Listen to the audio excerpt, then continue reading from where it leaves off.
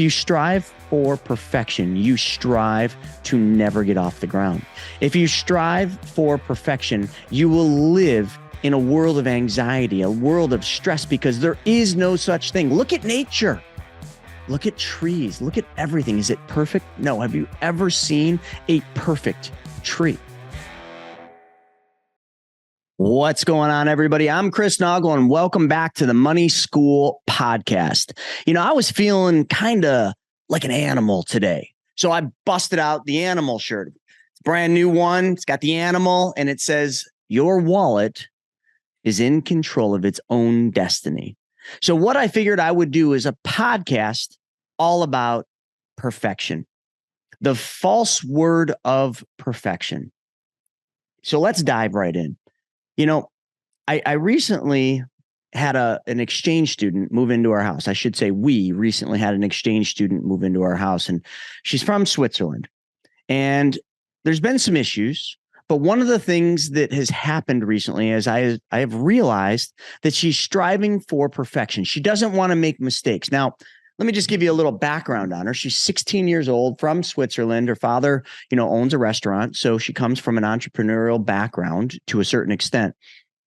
But for some reason, she wants to be perfect. She wants to not make mistakes. She sometimes doesn't do things because she's afraid of not doing it right. She's afraid of making a mistake. So therefore, she doesn't do. She doesn't ask. She just doesn't act. I want you to think about that scenario. And I want you to think about that in your life. How many times in your life have you gone through to do something, but you overthought it? You thought that you had to know everything about it. You thought that it had to be perfect, or you were striving for perfection. What happened when you did that? Did the task get done? Did you create what it was you set out, or did you overcomplicate it to the point where you just moved on to something else and that idea just fizzled? Got to make the sound effects. That's what makes it fun.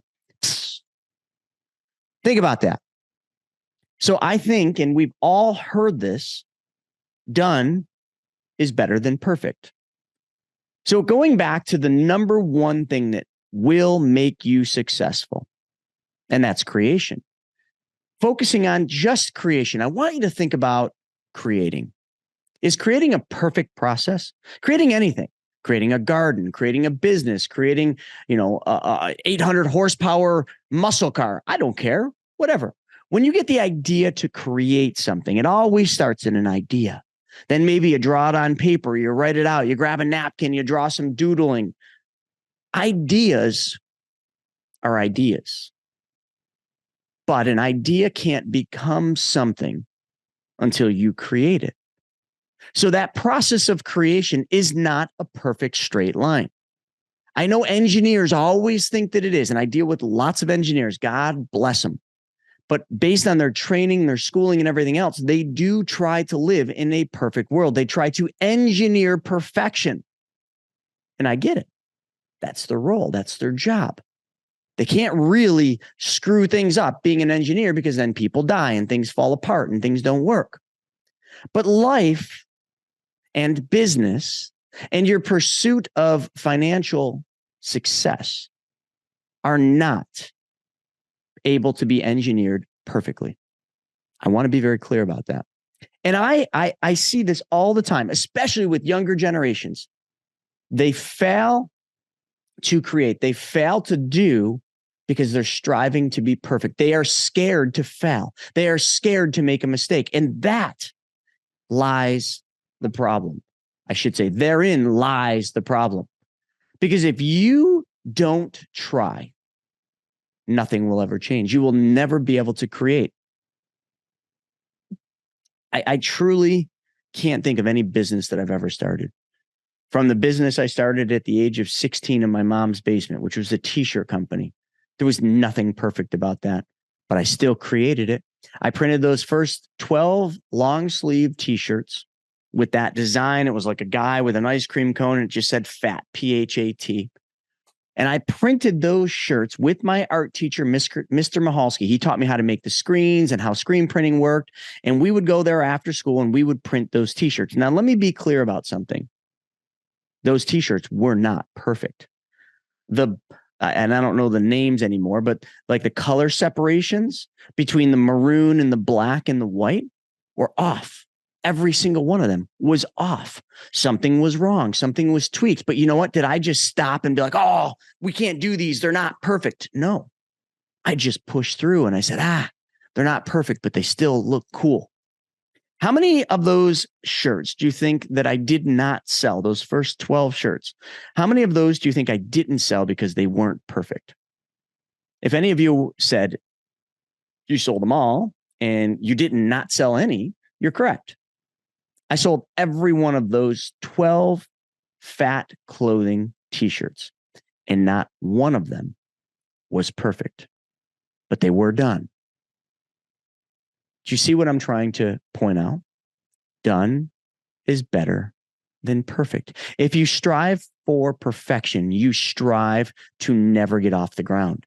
If you strive for perfection, you will live in a world of anxiety, a world of stress, because there is no such thing. Look at nature. Look at trees. Look at everything. Is it perfect? No. Have you ever seen a perfect tree? Well, when Bob Ross paints them, they're pretty close to perfect. But outside of that, trees have imperfections. The roots are imperfections. Water and lakes and rivers have imperfections. Nature isn't perfect, but it is done. Your real estate business lives and dies by the network and the connections that you make.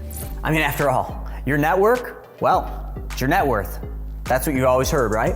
If that's an area where you desire improvement, well, Private Money Club, it's for you. PMC saves you precious time and money by bringing the real estate world, well, right to you, right in the palm of your hand. So get in on the action like so many others have by going to privatemoneyclub.com and sign up. There's so many things you could look to as an example for this, but so many of the things in today's world you don't see because you have AI, you have social media, and on those you can edit things and you can put filters on your face and it makes everything look pretty close to perfect. But in reality, if you strip away the filters and you strip away the editing, is it really perfect? No, not at all. But the end viewer, the end recipient of that messaging, of that video, of that meme only see the closest thing to perfection. And I think that there might be part of the problem with the younger generations. But I want to kind of reel this one back, and I want to let you know that if you want success, if you want wild success, it's quite simple. Dream up an idea that solves a really big problem. Think of an idea that you've had that solves a big problem for humanity or a big problem for somebody else. What is that? What is that thing that you dreamt up that solves a problem? There is the idea. Now, reverse engineer it to solve a lot of people's problems, because to make a lot of money, you got to solve a lot of problems, or you got to solve a really big problem. But that problem you're solving has to be somebody else's problem. Otherwise, you don't have something to sell. You don't have something people will buy. And let me be clear. Yes, I know sales is an important thing, but you really need to create something that people want to buy. And if people want to buy it, you don't have to try as hard to sell it. How do I know this? Well, I've made a lot of mistakes creating products that I thought people would want, but then all of a sudden they didn't want it. And I've also done a lot of things that I thought I wanted that I then thought other people would want because it would solve their problems, but it wasn't a big enough problem. And now today I have figured out that if you really get down to the root of what people need and what they want and what problems they have, it was simple. In wealth, a lot of people have debt.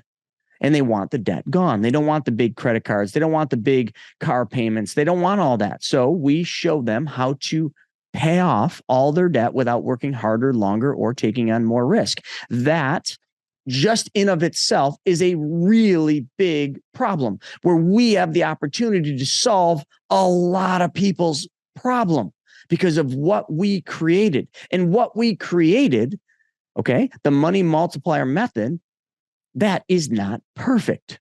It has all sorts of problems, but you might not know about those problems because right there, I had a tickle in my throat. To make this podcast perfect, I would go in and edit that out, but I'm not going to because I want to show you that done is better than perfect. So no matter what it is you create, it probably will not be perfect. It will have problems. There will be things you need to continuously fix. There will be patches you need to put on. But at the end of the day, if you stay focused on what problem you're solving, it won't matter. You will slowly fix the problems. You will fail and learn from those failures, and you will push forward, onward, and upward. I want to repeat that: onward and upward. So getting back to the main purpose of this podcast, this episode, I should say, was going back to the example I gave you with the foreign exchange student where she wants to be perfect. And we had a big kind of family meeting, and we had to get down to the root cause of why she's doing the things she is or isn't doing the things that she should be doing, for the better point of that. And when we really think about it, what is she not doing? Well, she's not experiencing the United States of America in a way that I think a foreign exchange student should. She spends all of her time on her phone, all of her time in her room. She doesn't really go out and do anything. And I could not understand why that was. Again, a little cough from a tickle. Not perfect, but we're going to push through, onward and upward. So when we really got down to it, she was afraid of making mistakes. And I said to her, well, why wouldn't you ask? Why wouldn't you ask how to do this? Why wouldn't you just do it and then say, hey, I did this, but I don't know if I did it right? Because isn't that better than not doing it at all?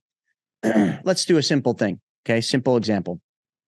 I want you to put yourself in a situation similar to this. Somebody moves into your house from another country. You kind of lay out all the ground rules. They're around for 6 months. They kind of know the lay of the land. They know that when they eat dinner, they put their dishes away, or they wash their dishes off and they put them in the dishwasher. So she ate dinner before we had our family meeting. And where did the pots, pans, and plates go? In the sink. And they were left there dirty. While right to the left of the sink was the dishwasher, which is clearly, obviously, I think you're all saying, duh, why wouldn't she just put them in the dishwasher? And I asked her this, and she said, well, I didn't know if the dishes in the dishwasher were clean or dirty. And I'm thinking, okay, why didn't you ask? Oh, I didn't want to bother you. What do you mean? I was just walking around. Oh, well, you were vacuuming and you were doing this. So tap me on the shoulder and say, hey, are the dishes in the dishwasher clean or dirty?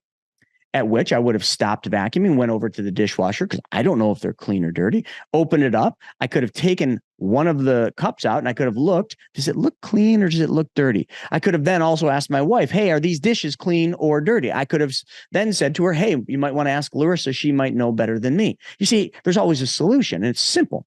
I'm getting to the simplest things because from this point, baseline, we're talking about dishes in a dishwasher. From there, it just goes up and gets more and more complex. As you create businesses, as you create products that solve people's problems, things will get more complicated than just dishes and dirty. Are they clean or are they dirty? But you see, the fundamentals are identical between hard things you need to do in life and hard decisions you need to make in business and in life, to right down to the simplest things of, should the dishes have been put in the dishwasher or not? And are the dishes in the dishwasher clean or dirty? Those are simple things, but she was afraid of making a mistake. So therefore, she just left them in the sink, which then resulted in me being somewhat upset because now I have to do her job. Now, how many of you like doing somebody else's job because they just failed to do it? They knew that they're supposed to do it. They know how to do it, but they just don't, and they leave it on you. How does that make you feel?